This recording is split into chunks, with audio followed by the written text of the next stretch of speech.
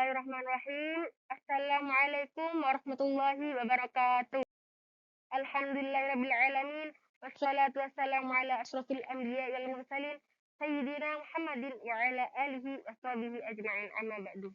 Yang saya tadi Al-Mukarram Kiai Muhammad Hasan Mutawakkil Allah SHMM. Yang saya tadi Dr. Abdul Aziz Wahab BAMAG. Yang saya hormati Ibu Dr. Endah Tri Sudaningsi MPDI. Yang saya hormati Ibu Retna Arifia. Yang saya MPDI, yang saya hormati kedua orang tua saya. Di sini saya memperkenalkan diri, nama saya Ferdi Nikmatul Imani, saya dari Manajemen Pendidikan Islam. Saya menjelaskan judul saya tentang manajemen pembiayaan pesantren dalam meningkatkan kedisiplinan administrasi keuangan melalui keuangan santri melalui teknologi vintage. Studi kasus Pondok Darut Tauhid Zainal Hasan Genggong. Lanjut, rumusan masalah yang pertama itu yaitu bagaimana cara manajemen pembiayaan di Pondok Pesantren Darut Tauhid Genggong dalam mengelola dan mengontrol administrasi keuangan santri. Yang kedua, yaitu bagaimana administrasi keuangan santri melalui teknologi vintage yang dihadapi pesantren Darut Tauhid Genggong. Yang ketiga adalah apa dampak penggunaan vintage terhadap pola pembayaran dan kedisiplinan keuangan santri di Pondok Pesantren Darut Tauhid Genggong. Tujuan penelitian yang pertama adalah untuk mengetahui bagaimana manajemen pembiayaan di Pondok Pesantren Darut Tauhid ini dikelola dan dikontrol dalam memenuhi kebutuhan administrasi keuangan santri. Yang kedua adalah untuk mengetahui proses administrasi keuangan santri yang diterapkan di Pondok Pesantren Darut Tauhid Genggong dengan memanfaatkan teknologi vintage. Yang ketiga adalah untuk memenuhi dampak penggunaan vintage terhadap pola pembayaran dan kedisiplinan santri di Pondok Pesantren Darut Tauhid. Kemudian manfaat penelitian. Yang pertama adalah bagi peneliti dan hasil penelitian ini dapat dijadikan sebagai bahan pengetahuan dan pengalaman dalam menyusun karya tulis serta dapat digunakan sebagai persyaratan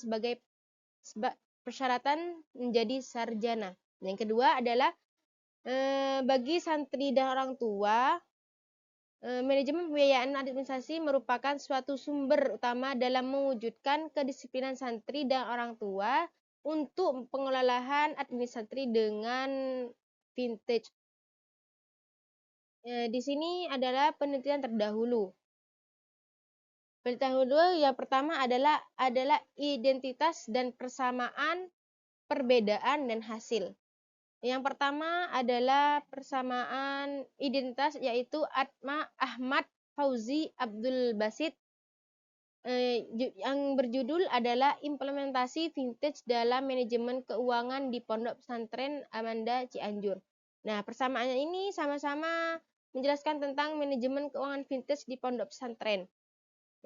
Perbedaannya adalah penelitian ini yakni letak di teknologi yang digunakan adalah software akuntansi bernama SPP Mobile dan integrasi dengan kartu santri. Teknologi ini membantu dalam pengelolaan keuangan santri dan administrasi pesantren secara lebih efektif. Nah, perbedaannya ini untuk Darut Tauhid ini persamaannya itu sama-sama menjelaskan tentang keuangan melalui vintage, dan yang di penelitian Ahmad Fauzi ini bedanya adalah menggunakan aplikasi, sedangkan di Pondok Pesantren ini tidak. Yang kedua adalah Mateus Wahyu Prasetyo yang berjudul adalah pemanfaat vintage pengelolaan keuangan manajemen resiko terhadap kinerja usaha. Studi kasus pada agen Briling Bagas Cel. Di persamaan ini sama-sama membahas tentang pemanfaat finansial teknologi vintage, pengelolaan keuangan dan manajemen dalam meningkatkan kinerja atau aktivitas suatu sistem keuangan. Perbedaannya yaitu pada objek penelitiannya, di mana penelitian sebelumnya berfokus pada agen BRI Link Bagas Cel sebagai usaha kecil, sedangkan penelitian ini lebih menitik beratkan pada manajemen pembiayaan pesantren dalam meningkatkan kedisiplinan administrasi keuangan santri.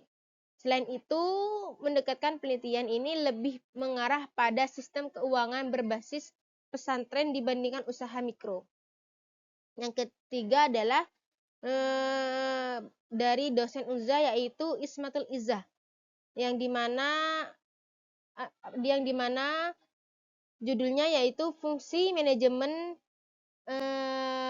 pada sudut pandang Al-Quran dan hadis, sama-sama membahas tentang manajemen dalam Islam dan pedoman pada Al-Quran dan hadis serta peran manajemen dalam mencapai tujuan pendidikan. Perbedaannya adalah perbedaan penelitian ini, fokus utama penelitian ini adalah bagaimana pengelolaan pendidikan dalam Islam, sementara penelitian lainnya mungkin lebih menyoroti aspek manajemen serta umum atau dalam bidang yang berbeda.